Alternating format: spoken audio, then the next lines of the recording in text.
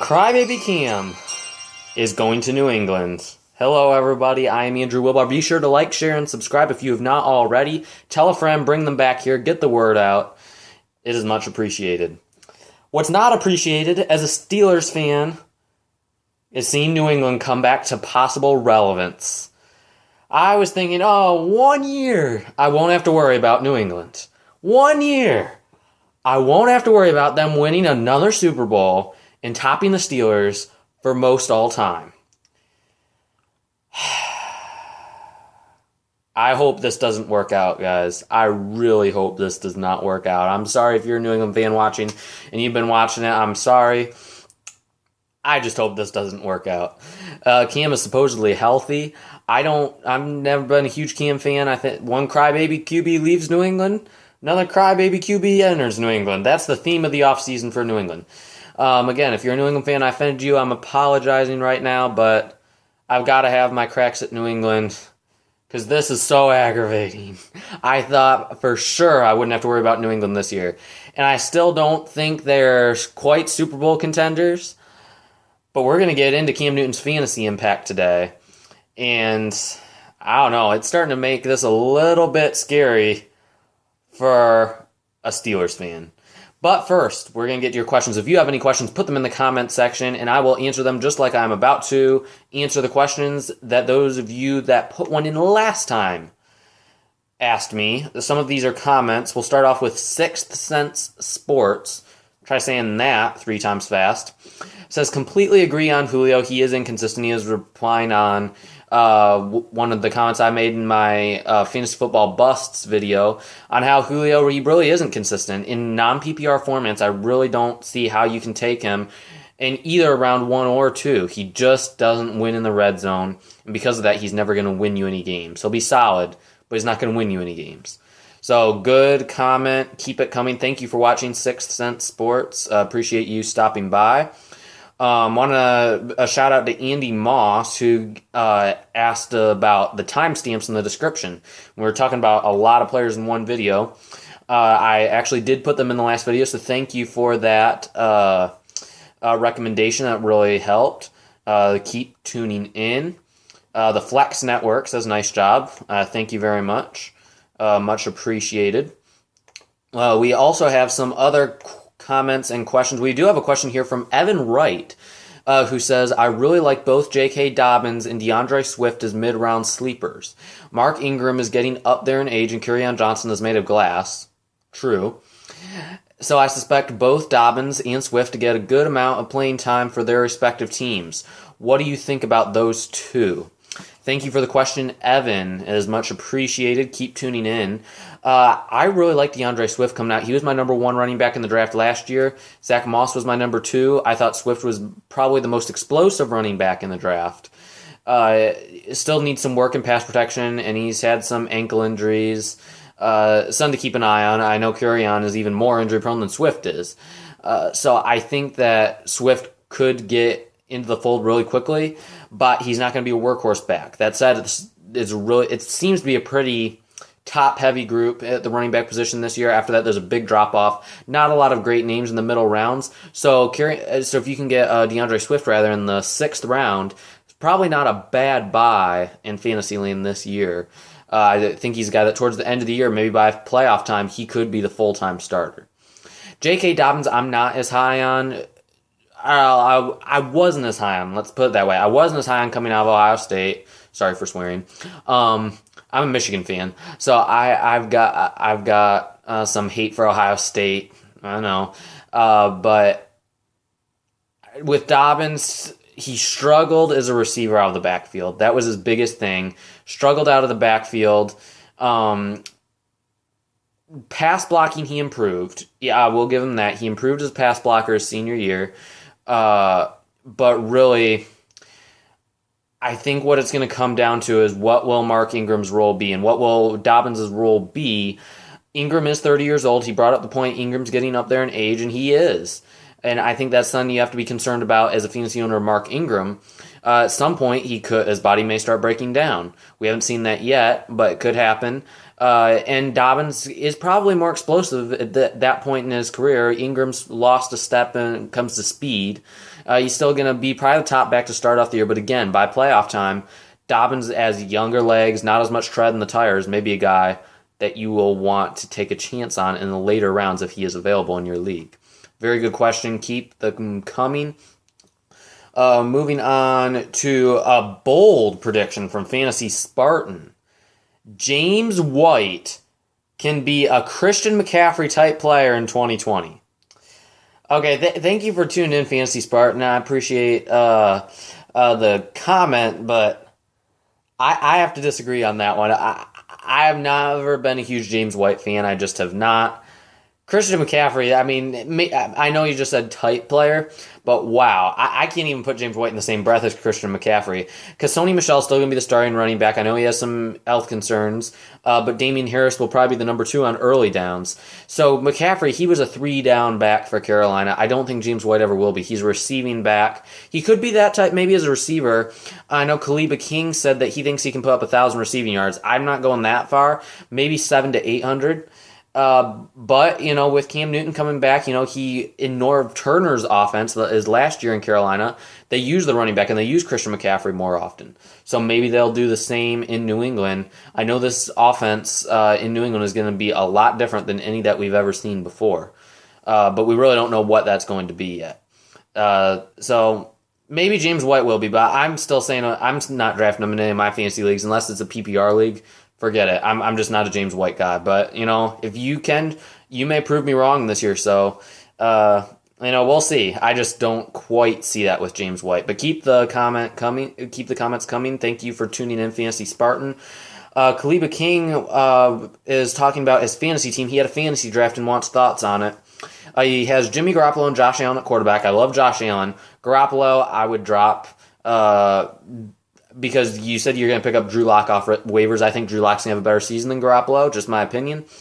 I don't think you can keep 3 quarterbacks just because it's really difficult to, because you need those spots for running backs and wide receivers, unless you have an extended bench. And I've done it before. I've taken even 4 quarterbacks once, but it doesn't always work out because you need those bench spots for other positions. At tight end, he has George Kittle and TJ Hockenson. I really like that. Honestly, I like TJ Hockenson, but since you have George Kittle, once Kittle signs a contract, which I assume will be fairly soon, I would drop TJ Hockenson because you're not going to need another tight end outside of your bye week unless Kittle were to get injured. So I would only run with 1 tight end if you have George Kittle. Save that extra roster spot for a receiver or running back. Because your receivers look like they need a little bit of help. DJ Moore, I like. Tyler Lockett, he's developed a nice rapport with Russell Wilson the past few years. But Jarvis Landry is a guy I've said to avoid. That's a 1 pick in there that I can't say I was a huge fan of that you mentioned.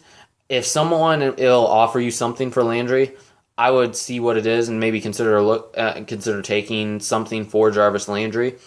He has the Steelers defense. He has Will Lutz as a kicker, so those are both good. Sammy Watkins, he's going to pick off waivers. He's going to pick up off the waivers, and he has James White on the bench. So it's solid, I would say. Sammy Watkins, I think McCole Hardman will have a better year than he will. Watkins, I've lost faith in him. I was high on him for several years in a row once he first went to Kansas City. I just can't get on him now. I've lost hope in him. Just too inconsistent. Can't stay healthy. There's too many weapons in that offense. He's, the 5th on the totem pole. So I would say avoid Sammy Watkins and try to trade Jarvis Landry if you can. I would even consider dropping him. I think there'll be better options out there in free agency, assuming you're in a league that's 10 or 12 teams, not extended bench. So, interesting comment, and overall, it's an intriguing team. I like your quarterbacks, I like your tight ends, and I like your kickers and defenses. Your running backs, you have Saquon Barkley and Joe Mixon and Chris Carson, so your running backs are good. The only position that I'm concerned about is wide receiver. So, not a bad team. Not a bad team at all. So, keep your questions coming, and I will answer them on the next video. But we've got to get into Cam Newton, guys. I do not know what to think of your fantasy impact. If you want to chime in the comment section, say where you think he should be going in drafts, let me know, because I'm kind of lost with this one. If I'm drafting Cam Newton, it's not going to be a higher than round 10 or 11. It's not. Okay. The injury concern still bother me. I know he's 100% right now, but that doesn't mean anything for Cam Newton. He's been 100% healthy before. And Superman gets injured again. So there's reason for concern with the injury. Plus, let's look at the supporting cast. Now, we're going to go division by division coming up soon. We're going to be going through each division in the NFL and looking at each team's fantasy impact that they're going to have, possibly on your team. So we'll probably touch on New England in the next few videos. But if you look at their supporting cast, you have Julian Edelman in the slot, who's gained up there in age. Honestly, if I'm New England and they're not in contention, I would say trade him to Tampa. I know Tom Brady would love to have him in an already loaded offense. And then you have N'Keal Harry. He's the guy, he's the wild card in all of this. If N'Keal Harry can live up to his potential that we saw at the end of last year, I think that they could be a formidable offense. But they don't have anything at tight end. And Cam Newton threw to the tight end a lot. He had Greg Olsen. That was his top target. They have Devin Asiasi, Dalton Keene, who's probably going to play fullback for them, and Matt LaCosse. So I'm not too confident in New England's tight ends. Maybe Asiasi has a future in a few years, but he's not going to do anything year one. I didn't see anything on tape. I didn't see anything with him at Michigan. Didn't see anything from him at UCLA. So I don't see anything there. And when you look at Carolina's offense, now when he was in Carolina, granted, they didn't have the best offense then either. Okay, they had Greg Olsen. They had pieces at the running back position for a lot of years. Jonathan Stewart, he was an okay running back, okay fantasy option, but he wasn't great. And then you had Kelvin Benjamin, who had his moments, but I don't know if he ever really was a number one wide receiver. He wasn't very consistent. So, if N'Keal Harry can come to maybe to become a Kelvin Benjamin type player, maybe a little bit more consistent. You have Julian Edelman in the slot. I think it could be solid. You have decent options out of the backfield with Sony Michel, Damian Harris, James White. We've talked about them already. It's not a horrible offense, but it's not good either. And I don't know what Cam is going to be like being a year removed from playing. It is really difficult to tell with Cam Newton. He's not that young anymore. Plus the offense with Josh McDaniels, what is their offense going to be like? Okay, is it going to be a run-pass option offense? Is Cam Newton going to be running a lot? Are they going to try to protect him? Is it going to be checkdowns like they had with Brady? Try to get the ball out quickly. That was what Norv Turner was trying to do to preserve Cam's health. Even that didn't work, and he still ended up getting injured. So if I'm a fantasy owner of Cam Newton, I'm taking at least one more quarterback. That's one of the few instances where I'm saying I may want to hold three quarterbacks because I don't have much faith in Cam Newton to stay healthy. So I would probably say, to finish off today, I would say probably do not take Cam higher than round 13. That's what I'm going to put it at. Round 13. I would take Ben Roethlisberger ahead of him. I would take Aaron Rodgers ahead of him. I would take Matt Stafford ahead of him. Carson Wentz, Baker Mayfield, Ben Roethlisberger, Drew Lock, maybe even Joe Burrow I would consider taking just because of the upside, plus he doesn't have the injury concerns. Any of those guys I would probably consider taking ahead of Cam Newton. I think he's in that same tier, but in a shortened offseason, when we have no clue how long of a preseason there's going to be, we don't know what Cam's arm is going to be like. His shoulder, he says it's 100%. The new weapons getting acclimated into a new offense, something totally different than what he's ever been in before. There's just too many unknowns. I don't think he's a safe fantasy option. If you think otherwise, let me know in the comment section and give some reasoning on why you think he's going to be good. But I think New England came out and said they're not even guaranteeing him the starting job. Let's leave that open. And I like Jarrett Stidham. I don't think he's ready yet. But Jarrett Stidham, if he shows enough promise, who knows? Cam may not even be the starter. They're only paying him 1 year, $7 million. So it's something to keep an eye on. But we're going to get going today. There's a little bit shorter video than sometimes, but that is really the main thing we wanted to talk about today, Cam Newton's fantasy impact. My advice is stay away from Newton until around 12, 13 range. Then I think you may afford to take that risk. But I would not at all, do not rely on him as your starter. And, I would want to make sure that I have something certain Again, we talked a lot about having these middle round guys and Aaron Rodgers, Tom Brady, Matt Ryan. Having something for sure can maybe ease your mind about taking Cam Newton. And I know others are probably going to mention Antonio Brown. He's the other guy that a lot of people were considering drafting late, a guy who hasn't been signed by a team.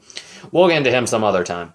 But for Cam Newton, avoid until the later rounds of your draft. But other than that, there's really not much else to add. It's really difficult to tell with Cam. It was a really difficult subject today. Those of you that bared watching today, probably a little bit difficult video. Just really difficult to think of stuff about Cam. You know, we've covered so much this offseason with New England and stuff and all the change going on there.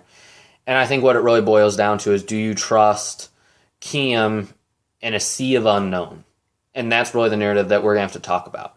So we'll discuss that in the comment section. We'll see you next time when we start discussing divisions. We're going to go division by division. We'll probably start off with the NFC West. So next time we'll talk about fantasy impact in the NFC West. We'll talk about each team and tell you who you should draft and who you should avoid. Some names that we may not have talked about already. So I hope you tune in again. Be sure to like, share, and subscribe. We'll see you next time.